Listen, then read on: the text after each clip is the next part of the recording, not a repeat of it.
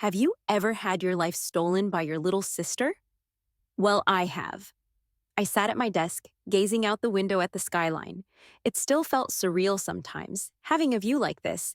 I'd worked so hard to get here, putting in years of late nights and early mornings, climbing my way up at one of the top firms in the city. My role as a project manager wasn't easy, but I loved it. I had a great team, exciting projects, and a boss who actually appreciated my work. And then there was Ethan. Just thinking about him made me smile. He was everything I had ever hoped for in a partner: kind, funny, and supportive. He had this way of making me feel like I was the most important person in the world. When he proposed a few months ago, I was over the moon. It wasn't some flashy affair, just the two of us in a quiet park. But it was perfect. I could already picture our future together. Life for once felt steady. I had my dream job, a fiancé I adored, and everything seemed to be falling into place. But then there was Sophia. Sophia was my younger sister. She had always been complicated. Growing up, she was the one everyone fawned over. She was bubbly and charming, always saying the right thing at the right time. Meanwhile, I was the quiet one, the one who had to work twice as hard to get noticed. It wasn't that I resented her, not really, but Sophia had a knack for making things about her. She worked at the same company as me, which wasn't my idea. She somehow convinced me to recommend her for a job when she was struggling to land one on her own. I figured it couldn't hurt. She was my sister after all. But from day one, Sophia seemed more interested in playing games than working. She complained about her tasks, cozied up to people in higher positions, and had no problem taking credit for ideas that weren't hers. It wasn't just work, though. Sophia had this way of digging under my skin in my personal life, too. Whenever Ethan was around, she turned on that extra charm. At first, I brushed it off as harmless flirting. Ethan was devoted to me, and Sophia was like that with everyone. But there were moments when her comments felt more like jabs. "Wow, Mia," she'd say with that sweet smile of hers. "You're so lucky Ethan doesn't mind how much you work. Most guys like a woman who has more balance." I tried to laugh it off, but it stung. Still, I believed that as long as I kept my head down and focused on the good things, Sophia's jealousy wouldn't matter. She'd figure out her own path eventually. At least that's what I told myself. What I didn't know was that Sophia wasn't just jealous, she was plotting. And she wasn't going to stop until she had everything I had. Sophia always had a way of turning any situation to her advantage, and when it came to Ethan, she used every ounce of her charm. It started small, with little comments slipped into conversations when I wasn't around. "You know, Ethan," she'd say with a wistful sigh, "Mia and I didn't always get along. She's always been intense. I think she struggles to see how her words can hurt people sometimes." Ethan, being the caring person he was, would probably nod sympathetically, not thinking much of it. But Sophia never left things at not thinking much. She kept planting seeds, dropping half-truths and stories that painted her as the long-suffering sister and me as the villain. One day she caught Ethan alone at a family dinner, sitting on the porch while everyone else was inside. I saw her approach him through the window, her expression carefully crafted into one of quiet pain. "I hate to bring this up," she began softly, leaning against the railing, "but I feel like I owe it to you to be honest." Ethan frowned, clearly concerned. "What's wrong, Sophia?" She hesitated, casting her eyes downward as if struggling to find the right words. "It's just Mia. Sometimes she can be so harsh. I mean, I love her. She's my sister. But growing up, she wasn't always kind to me." Ethan's brow furrowed. "What do you mean?" Sophia bit her lip, glancing up at him with watery eyes. "I don't want to cause problems between you two, but she always acted like I was in her way, like I was stealing the spotlight or something. It's why I've always tried so hard to be better. I didn't want her to hate me." Her voice cracked just enough to sound genuine. Ethan looked uncomfortable but didn't interrupt. "She would say the meanest things sometimes," Sophia continued, "like that I wasn't smart enough or good enough. And I always believed her. Even now, I feel like she doesn't take me seriously. I don't know. I hope you don't think I'm overstepping." Ethan shook his head. "No, of course not. I'm sorry you feel that way. I've never seen Mia act like that." Sophia smiled faintly, as if trying to be brave. She's gotten better. Maybe it's just me holding on to old wounds. I'm sure you see the best in her. The perfect line. She'd painted herself as both the victim and the bigger person, subtly suggesting that Ethan might not know me as well as he thought. Sophia didn't stop there. She started orchestrating scenarios where I looked careless or selfish, setting me up without my knowledge. One evening, Ethan and I had plans to meet at his favorite restaurant for dinner. It had been a long week, and I was looking forward to a quiet night with him. Sophia knew this, of course. That afternoon, she barged into my office, feigning urgency. "Mia, I'm so sorry, but I need your help," she said, clutching a stack of papers. "I have this report due tomorrow, and I'm completely lost. If I don't get it done, I'll be in so much trouble." I hesitated. I was already swamped with my own work, and I didn't want to be late for Ethan. But Sophia played her part well, looking on the verge of tears. Against my better judgment, I stayed late to help her. By the time I arrived at the restaurant, Ethan was gone. I found his text later. "Guess something came up. Hope you're okay." When I confronted Sophia about it the next day, she acted innocent. "Oh no, you didn't miss your dinner because of me, did you? I thought Ethan would understand. He seems like such a reasonable guy." The little incidents piled up. Sophia accidentally sent an email from my account that upset a client, making me look unprofessional. She intercepted messages from Ethan, forgetting to pass them along until it was too late. Once she even told him I had canceled plans to work late, when in reality she had never told me about the plans at all. Ethan started to notice, but not in the way I hoped. He began to question my priorities, asking if I was too focused on work, or if I even wanted to spend time with him. I tried to explain, but the damage was done. Sophia's carefully planted seeds of doubt had taken root. The worst part was seeing the shift in Ethan. He had always been warm and understanding, but now there was a hesitancy in his eyes when he looked at me. I'd catch him staring at his phone after a conversation with Sophia, his expression troubled.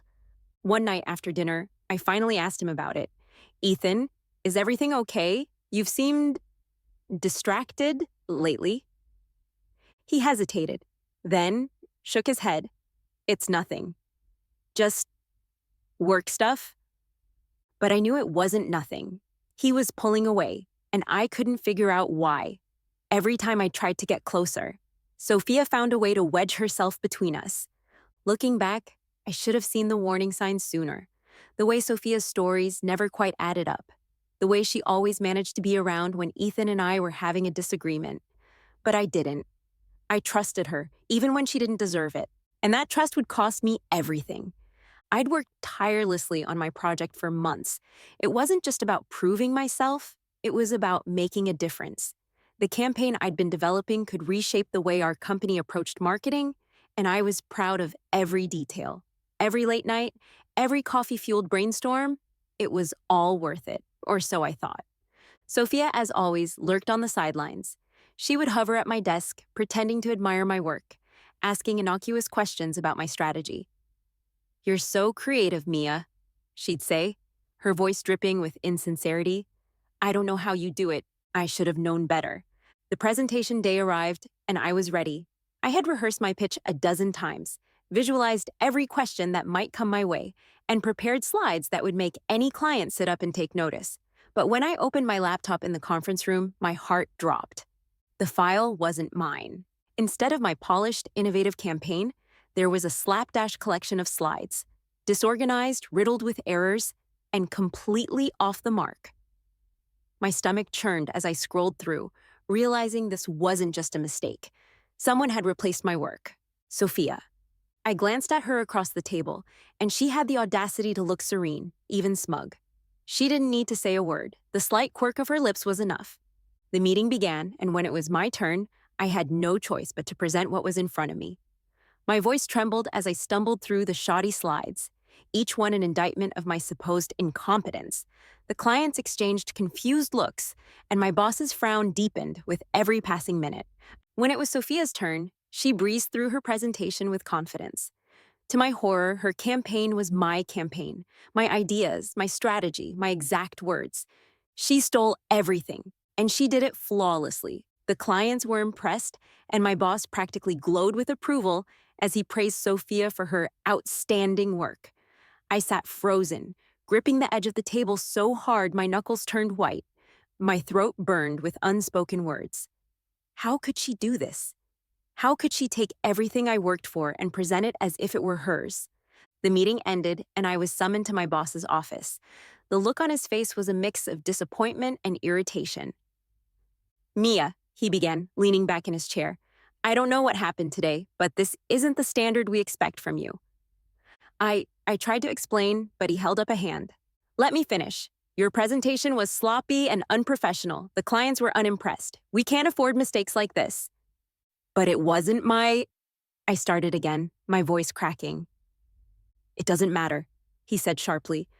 The damage is done. I'm sorry, Mia, but we have to let you go. Let me go. The words echoed in my head as I left his office, my belongings stuffed into a box.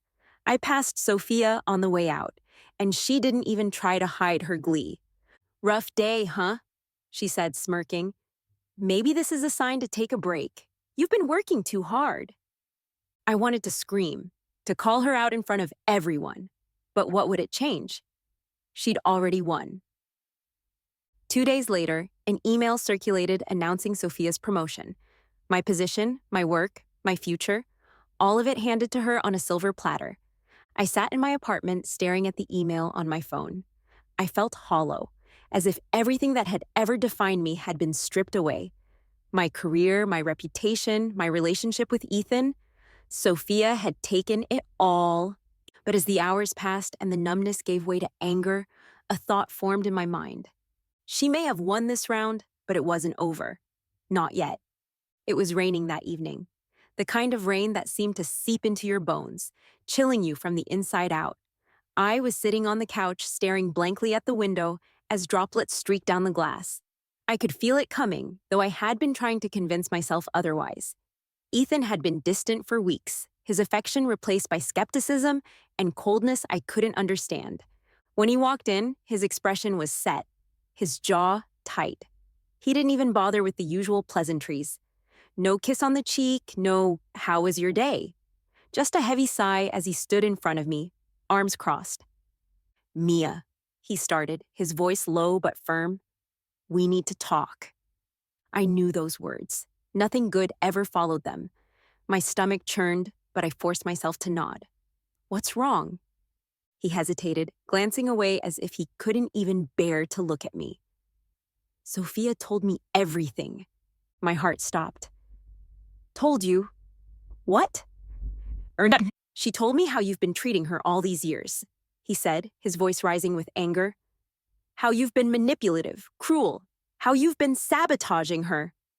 I blinked, stunned. Ethan, that's not true. She's lying. You know me. Do I? He interrupted, his tone sharp. Because lately I don't recognize the person I thought I was going to marry. All you've cared about is yourself. And honestly, he paused as if steeling himself for the next blow. I'm starting to think Sophia was right. You're only with me for the money. The words hit like a slap across the face. My breath caught, and for a moment I couldn't find any words. When I finally did, my voice was barely above a whisper. You really believe that? He nodded, his expression hard. I don't see any other explanation. The betrayal in his eyes was like a knife twisting in my chest. Ethan, I pleaded, standing up, she's manipulating you.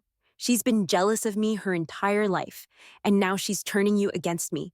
Please, don't let her do this. But he shook his head. I've made up my mind. My knees felt weak as he said the words I had been dreading. I can't do this anymore, Mia. It's over. I'm moving out.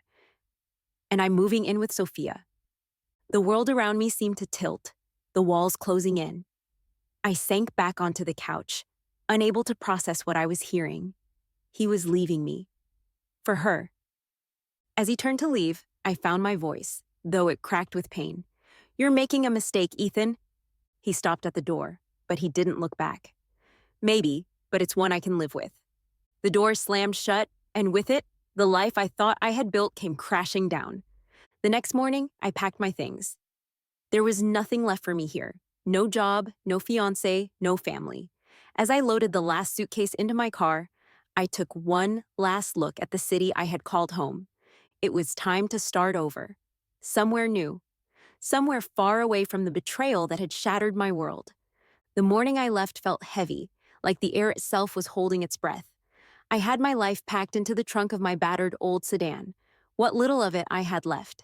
Sophia had been uncharacteristically cheerful as she watched me from the doorway, a smug smile playing on her lips. "Good luck out there," she chirped, her voice laced with fake sweetness.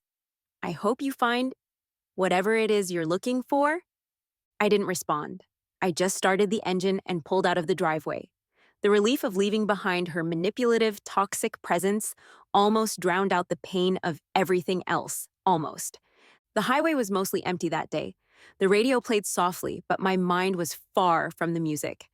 Thoughts of betrayal, anger, and heartbreak clouded every mile I drove. I tightened my grip on the wheel, trying to focus on the horizon. Somewhere ahead lay a new beginning. It happened so fast. As I approached a curve, I pressed the brakes, but the pedals sank to the floor. Nothing. Panic surged through me. I stomped the brake pedal again and again, but it was useless. The car was picking up speed, the curve ahead closing in. My hands shook as I tried to swerve, but the tires screamed against the asphalt. "No, no, no!" I shouted, gripping the wheel so hard my knuckles turned white. The car veered off the road, slamming into a guardrail with a deafening crunch. The world spun violently as the car rolled down a slope, crashing into rocks and trees before finally coming to a halt upside down. The silence after the chaos was eerie. I could barely breathe. Pain radiated through my body, and blood trickled down my temple. My vision blurred as I tried to move, but every inch felt like fire. The metallic smell of blood mixed with the acrid scent of smoke from the engine. I didn't remember much after that. There were flashing lights, muffled voices, and then darkness. When I opened my eyes again, I was in a hospital bed, the sterile smell of disinfectant filling the air. Machines beeped steadily around me, and my head throbbed like someone had taken a sledgehammer to it. A nurse noticed I was awake and rushed over. "You're lucky to be alive," she said softly. "You've been through a terrible accident." I tried to speak, but my throat felt raw. "What happened?" My voice was barely a whisper. "You crashed your car," she explained. "The brakes failed." I froze. The brakes.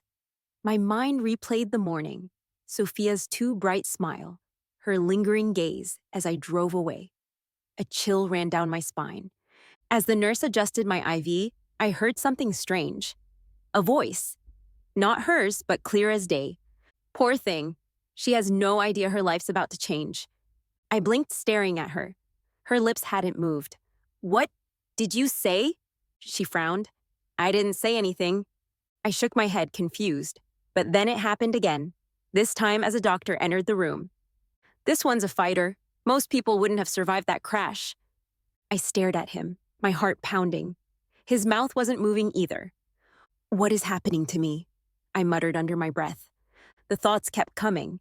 Nurses, doctors, even patients walking by my room. Their inner monologue streamed into my head like an unstoppable tide. I clutched my temples, overwhelmed. Over the next few days, I started to piece it together. Somehow the accident had triggered something in me.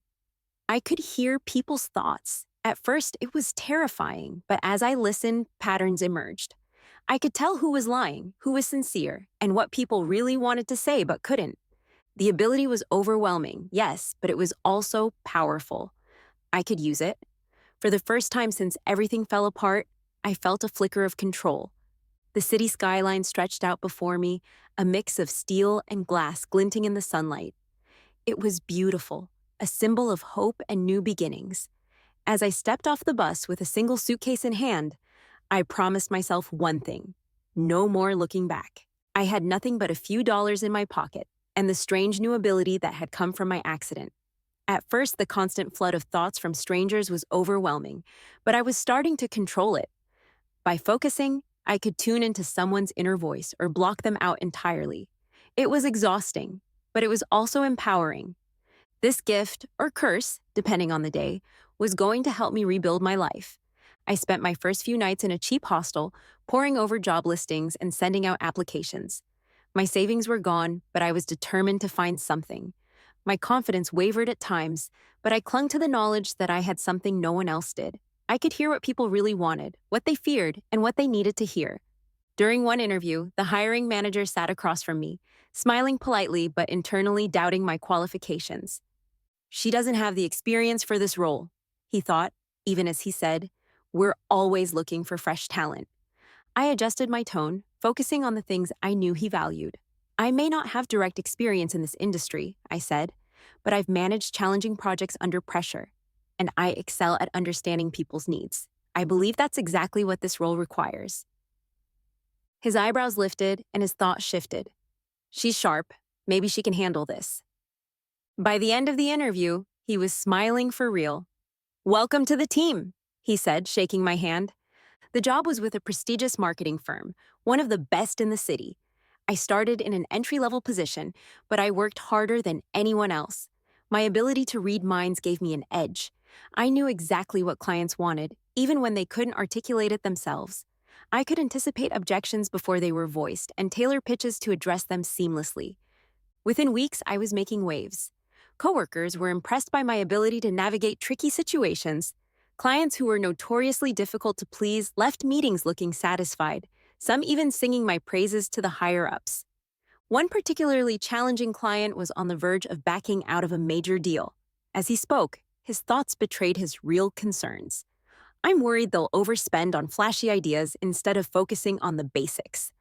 I adjusted my pitch immediately, emphasizing cost efficiency and practical solutions. He smiled and signed the contract on the spot. "That was incredible," my manager said later. "How did you know exactly what he needed to hear?" I just smiled and shrugged. Lucky guess. As the months passed, I climbed the ranks quickly.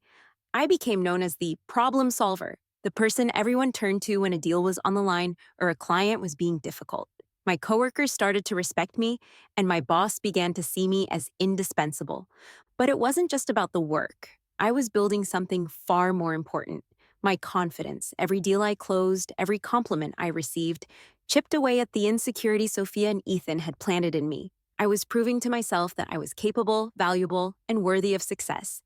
One evening, after a particularly grueling day, I stopped by a coffee shop near the office. As I waited for my drink, I couldn't help but pick up on the thoughts of the man standing next to me. "She looks exhausted, probably had a tough day. Should I say something? No, that's weird, but she seems interesting." I glanced at him, a tall, confident man in a tailored suit with kind eyes. I smiled. "Long day?" I asked. He looked startled for a moment, then laughed. "You could say that. I'm James, by the way." "I'm Mia," I replied, shaking his hand. It was nothing romantic. It was just a genuine interaction with a random stranger. But knowing there was good people out there had put me at ease. For the first time in years, I felt a flicker of hope for something more than just survival. As I walked home that evening, I felt a sense of pride and excitement I hadn't felt in a long time. My life wasn't perfect yet, but it was mine. I was no longer the broken, betrayed woman who had fled her old life. I was Mia, and I was just getting started. And moving up in the company meant more opportunities to interact with the upper management, but I never imagined it would bring me face to face with Alexander Kane, the CEO.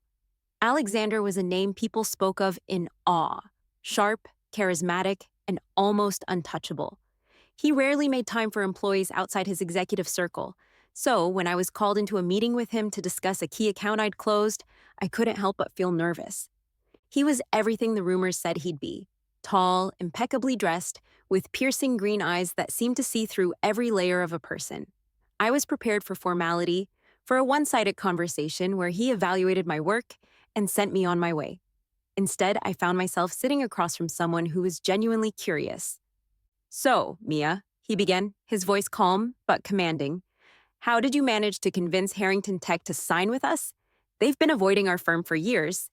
I smiled, trying to play it cool. "Let's just say I listened to what they weren't saying out loud." Alexander tilted his head, intrigued. "Interesting answer. Most people would claim they had the perfect pitch." I shrugged. "The perfect pitch doesn't matter if you're not addressing their real concerns." For a moment, his sharp eyes softened, and I saw something else. admiration. That's a rare skill, Mia. We could use more of that around here. Over the next few weeks, I started noticing Alexander more often. It wasn't just in meetings or company events. He made a point of seeking me out, asking my opinion on projects and inviting me to strategy sessions. Each interaction felt natural, like he wasn't just my boss, but someone who genuinely valued my input. One evening, after a late meeting, we ended up riding the elevator down together. The silence was comfortable, but I could hear his thoughts drifting, even though I tried to block them out. She's different, smart, composed, and hiding something. I wonder what her story is. You're quiet tonight, he said, breaking the silence. I smiled, just thinking about tomorrow's presentation. You always seem to know what people want to hear, he said thoughtfully. It's impressive, but I get the feeling that there's more to you than you let on. His words caught me off guard, but I didn't let it show. I guess everyone has their secrets. Alexander nodded, his expression unreadable. Fair enough. What started as professional respect began to feel like something more. He'd linger after meetings, his questions veering from work to my thoughts on life, books, or art. I found myself drawn to his calm confidence and the way he never pushed for more than I was ready to share. For the first time in a long while, I felt seen. Not as someone to use or manipulate, but as an equal. It was terrifying and exhilarating all at once. I didn't know where this was going, but for the first time, I felt like I might have found someone who was worth the risk. When Alexander first floated the idea of starting our own company, I thought he was joking. We were standing in his office after wrapping up a major client deal, the city lights twinkling behind him as he leaned against his desk. You've got an edge, Mia, he said, his tone thoughtful. Something that makes people listen to you, trust you. It's rare. I want to build something bigger, something that's ours. And I want you to build it with me. I blinked at him, stunned. You want us to start a company? Together? Why not? He said, a small smile tugging at his lips.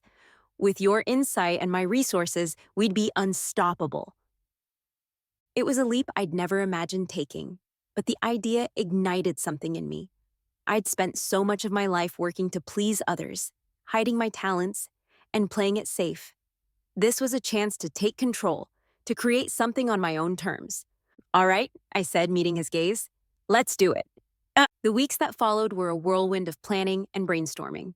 We decided to focus on consulting and strategy, leveraging my uncanny ability to read people and Alexander's expertise in corporate leadership. The concept was simple. We'd help businesses understand their clients and employees on a deeper level, using data and intuition to drive meaningful change. We named the company Empyrean Strategies, symbolizing limitless potential. Alexander handled the logistics, funding, legalities, and office space, while I worked on our approach and branding. My background in reading people gave us a unique edge, and Alexander's reputation in the industry brought in our first wave of clients. The launch was a success. Within months, we'd signed contracts with several high-profile companies, and our reputation for delivering transformative results spread quickly. But it wasn't just the business that was thriving. Our partnership was stronger than ever. Working with Alexander wasn't always easy. He was a perfectionist, driven, and unrelenting, and I had my own ideas about how things should be done. But we complemented each other. Where he brought structure and strategy, I brought creativity and instinct. Our disagreements often led to breakthroughs, and we learned to trust each other implicitly. Our relationship evolved alongside the business. Late nights in the office turned into quiet dinners at home, where we'd talk about our dreams and reflect on how far we'd come. Alexander's admiration for my resilience and intelligence never wavered, and his support gave me the confidence to aim higher. A year after launching Empyrean Strategies, Alexander proposed. It was a simple, heartfelt moment, just the two of us on a rooftop overlooking the city we'd conquered together. When I said yes, it felt like the culmination of everything we'd built, both professionally and personally. As a married couple, we became known not just for our business acumen, but for our partnership. Interviews and articles hailed us as a power duo, with headlines like "The Couple Revolutionizing Corporate Strategy" and "Empyrean Strategies, a Love Story and a Business Empire." But for me, success wasn't just about the accolades or the money. It was about proving to myself that I was more than the sum of my past. Every new milestone was a reminder that I'd risen from the ashes of betrayal and humiliation to create a life that was entirely my own. One of the first things I did with our success was to establish a foundation to help women like me, those who'd been betrayed, manipulated, or underestimated. The foundation provided mentorship, training, and resources to help women rebuild their lives and achieve their potential. Alexander was fully supportive, often joining me at events or contributing to the foundation's initiatives. It became a cornerstone of our legacy, a way to ensure that our success lifted others as well. Empyrean's strategies continued to grow, expanding into international markets and securing high-profile clients. But no matter how busy we were, Alexander and I always made time for each other, for our shared vision, and for the life we'd built together. Standing in the office of our latest headquarters one evening, I looked out at the city skyline and felt a profound sense of satisfaction. This was more than I'd ever dreamed of, and I wasn't done yet. With Alexander by my side, I knew the best was still to come. After years of focusing on building my life and career, I thought I'd moved on from Sophia and Ethan. But as much as I tried to let it go, a part of me still carried the weight of their betrayal. I didn't want revenge for the sake of it. I wanted closure. I wanted answers. That's when I decided to hire a private investigator. Sitting across from Mr. Carter, the private investigator I'd hired, I felt a twinge of nervousness. He was an older man with a calm demeanor, the type who had seen it all and didn't flinch at messy stories. "I just need to know what's happened to them," I told him. "Sophia and Ethan.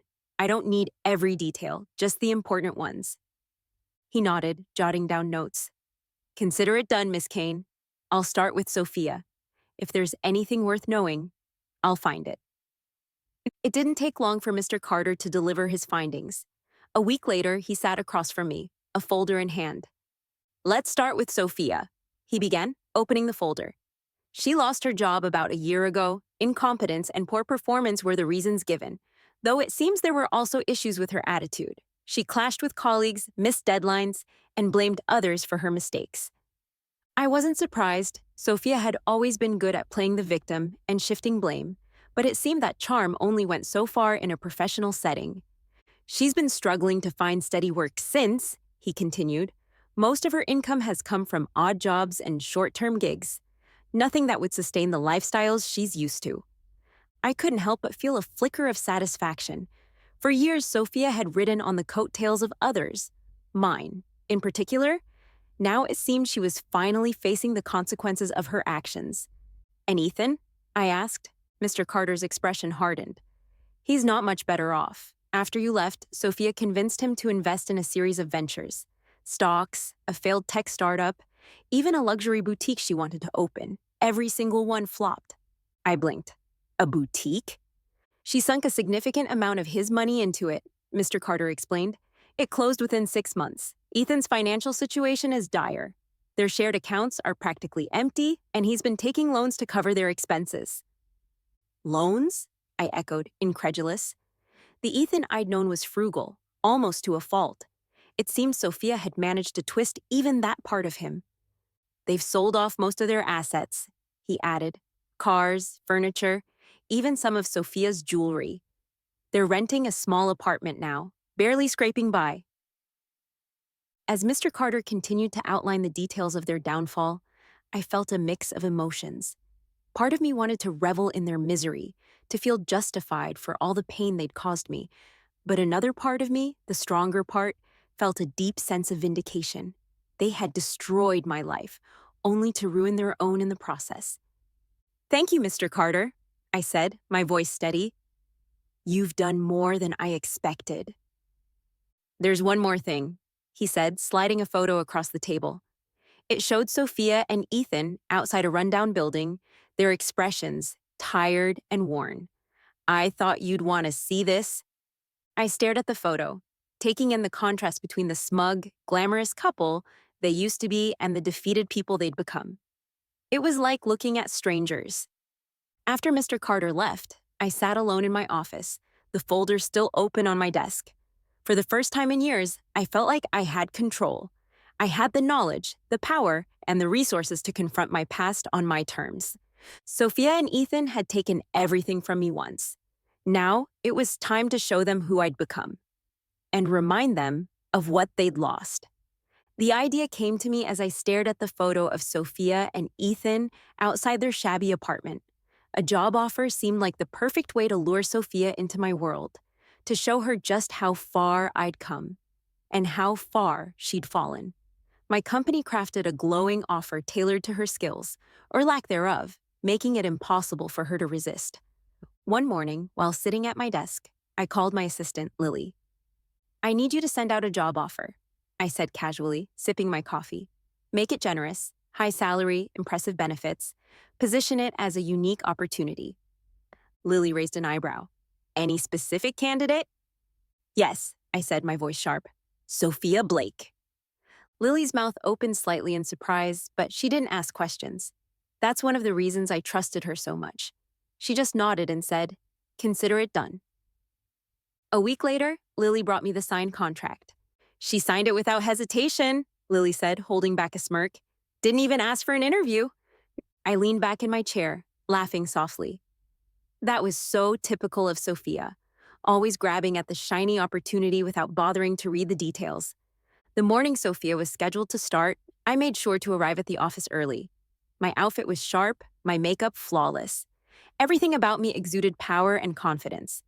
I waited in my private office, sipping tea, while Lily prepared to bring Sophia up. A knock at the door. Lily poked her head in. "She's here." "Send her in," I said, keeping my tone neutral. Sophia walked in, her heels clicking against the polished floor. She looked different, tired, stressed, and trying to mask it with a designer blazer that had clearly seen better days. She stopped short when she saw me, her face draining of color. "Mia?" she stammered, her voice trembling. I smiled, calm and collected. "Hello, Sophia. Welcome to your new job." She blinked, her eyes darting around the room as if searching for some kind of explanation. This is your company?" I stood up, walking slowly toward her. "Yes, and that contract you signed? That makes you my employee." Her jaw dropped. "This can't be happening." "Oh, it's happening," I said, my tone icy. "And you should have read the fine print." Sophia looked like she was going to faint. "You set me up." I tilted my head, feigning innocence. "You applied. I just gave you the opportunity you were so desperate for." Her hands clenched into fists. "What do you want from me?" I leaned in slightly, my voice low but firm. "You'll find out soon enough. For now, let me show you to your desk." The trap had been sprung, and Sophia was exactly where I wanted her.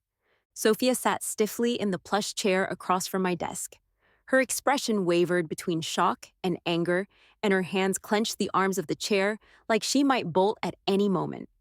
I let her stew for a moment before I spoke. "So, let's talk about the contract you signed." Sophia's eyes narrowed. "What kind of contract traps someone for 20 years? This has to be illegal." I smiled, leaning back in my chair. "Oh, it's perfectly legal. I had a team of the best lawyers draft it." I placed a copy of the contract on the desk and slid it toward her. "But let me break it down for you, just so there's no confusion." Sophia reluctantly opened the contract, her eyes darting over the fine print. I pointed to specific clauses as I spoke. "First," I began, "you've committed to a 20-year employment term. If you want to quit before that, you'll need to pay a $10 million penalty. Think of it as compensation for all the resources we're about to invest in you." Her jaw dropped. "That's insane. No one can pay that." "Well," I said calmly, "then I'd suggest you don't quit." She glared at me, her lips pressed into a tight line. "Second," I continued, "your performance will be evaluated monthly. You're required to meet specific key performance indicators, KPIs, to earn your salary. And let me tell you, these are tough metrics. But don't worry," I added with a saccharine smile, "I'm sure you'll rise to the challenge." Her voice was thick with sarcasm. "And if I don't meet these KPIs, no salary for that month." I tilted my head, watching the panic flicker in her eyes. "And if you miss workdays or fail to complete your tasks, same deal." "This is ridiculous," she hissed. "I won't do it." "Oh, you will," I said, my tone cold now. "Because you signed it. And if you think you can take me to court, let me remind you that I own some of the best legal teams in the country." Sophia threw the contract onto the desk, her face flushed. "What do you want from me?" she snapped. "What's my task, boss?" I stood up and walked to the door leading to my private bathroom. "Your first task is simple. Clean my bathroom, top to bottom." She stared at me like I'd grown a second head. "You can't be serious." "Oh, I'm very serious." I pointed to a trash bin next to the bathroom door. "And while you're at it, take out the trash." Her face twisted in anger. "You're just doing this to humiliate me?"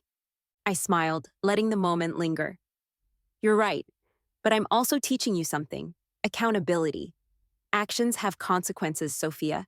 You might want to remember that." Sophia stood, her hands shaking. For a moment, I thought she might throw something or storm out, but instead she stomped toward the bathroom, grabbing the trash bag on her way. I watched her disappear into the bathroom, my heart steady.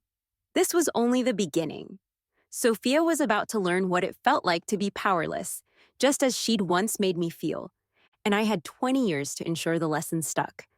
Every day, Sophia shuffled into the office with dark circles under her eyes, her once polished demeanor replaced by a frazzled and desperate air. She tried everything to meet the KPIs set for her, but the goals were deliberately impossible. Her reports were riddled with errors, her pitches were routinely rejected, and her inability to succeed became an open secret in the office. She was too proud to quit, knowing the $10 million penalty loomed over her head like a guillotine. Yet, the humiliation of being my subordinate, subjected to menial tasks like delivering coffee or cleaning meeting rooms, was unbearable. "Miss Sophia," I called one day, my tone deliberately sweet. "I noticed the bathroom hasn't been cleaned properly. You might want to redo it before your lunch break ends."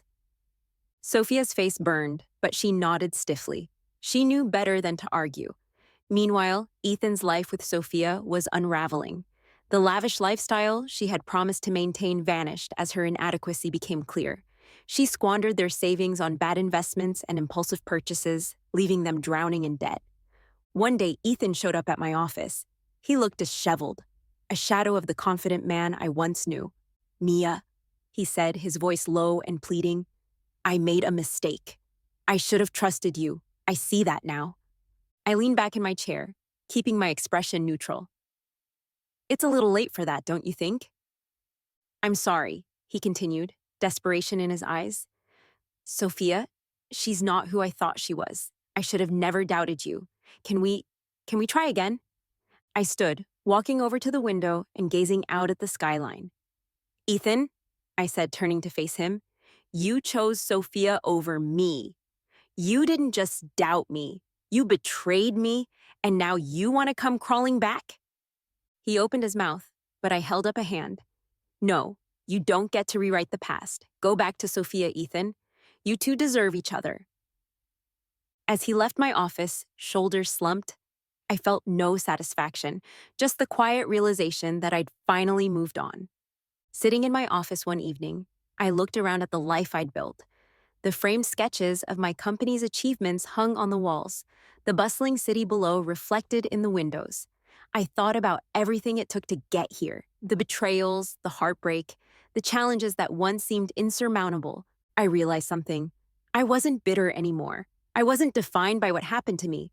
If anything, the pain had forged me into someone stronger, more resilient. Alexander and I decided to give back in ways that mattered.